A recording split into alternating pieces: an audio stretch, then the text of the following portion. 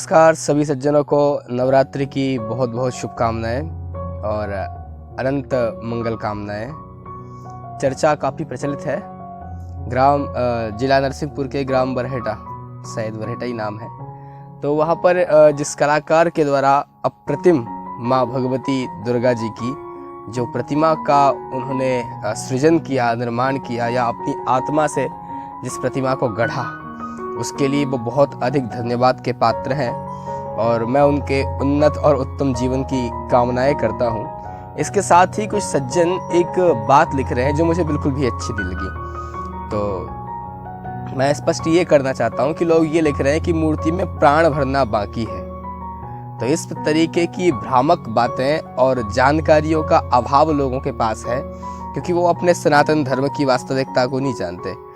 हमारे पास जब भी कोई भी मूर्ति आती है, चाहे वो मिट्टी की हो, पत्थर की हो, सोने चांदी पीतल या अष्ट धातुओं की हो, तो हम हिंदू लोग, हम सनातनी लोग उस मूर्ति की अर्चना करने से पूर्व उस मूर्ति की प्राण प्रतिष्ठा करते हैं। और मूर्ति के अंदर जो तेज होता है, जो चमक होती है, जो उसकी वास्तविक प्रतिभा को निखारता है, वो होती है प्राण प्रतिष्ठा। और नवरात्र में दुर्गा जी की कोई भी प्रतिमा हो तो उस प्रतिमा का हम लोग विधिवत प्राण प्रतिष्ठा करके ही उसका अर्चन करते हैं। तो ऐसा न कहें, ऐसा न लिखें कि मूर्ति में प्राण भरना बाकी है। अभी तो उन आचार्यों को, जो आचार्य भगवती के उस स्वरूप की सेवा कर रहे हैं, उनको विशेष धन्यवाद देने की आवश्यकता है।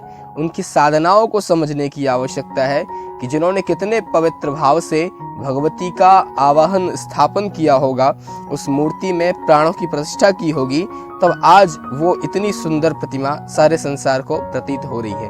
क्योंकि केवल यदि मूर्ति की सुंदरता ही होती तो मूर्ति तो बहुत पहले बन के तैयार हुई थी। आज चौथे पांचवें दिन वो ट्रेंड कर रही है। तो इसका केवल मैं मूर्तिकार को बहुत बहुत धन्यवाद देता हूँ। उनका अप्रतिम प्रयास है जो सार्वजनिक है, किंतु ये ना कहें कि मूर्ति में प्राण भरना बाकी है। मूर्ति के अंदर प्राण है। आप अपनी भावनाओं से जाकर के वहाँ देखेंगे तो साक्षात भगवती के दर्शन आपको होंगे। इसलिए इन भ्रामक संदेशों से बचें और इस प्रकार की कोई भी बातें ना करें जिससे सनातन धर्म पर, जिससे हमारे हिंदू धर्म पर, हमारी पूजा पाठ पर, हमारी श्रद्धा पर किसी प्रकार का कटाक्ष पहुँचे। हमारी वास्तविकताओं को समझें। हम अच्छे से अच्छा मुहूर्त देख करके, बहुत सारी चीज़ों को एकत्रित करके, कई सारे मंडल बना करके और बहुत प्रकार से उपवास व्रत रख करके जो साधनाएं करते हैं, जो प्राण प्रतिष्ठा करते हैं, यदि वो सफल न होती तो फिर इन सब को करने का अर्थ क्या होता। और ये सब करने के पश्चात भी यदि हम ये लिखें कि मूर्ति में प्राण भरना बाकी है, तो ये हमारी भूल है, हमारी गलती है और हमारी जानकारी का अभाव है। तो उस मूर्तिकार को बहुत धन्यवाद, उस गांव के लोगों को और जो भी उस पंडाल में सेवा कर रहे हैं, उन आचार्यों को बार बार प्रणाम है जिन्होंने इस प्रकार से मूर्ति को प्राण प्रतिष्ठापित किया कि साक्षात भगवती के दर्शन वहाँ पर हो रहे हैं।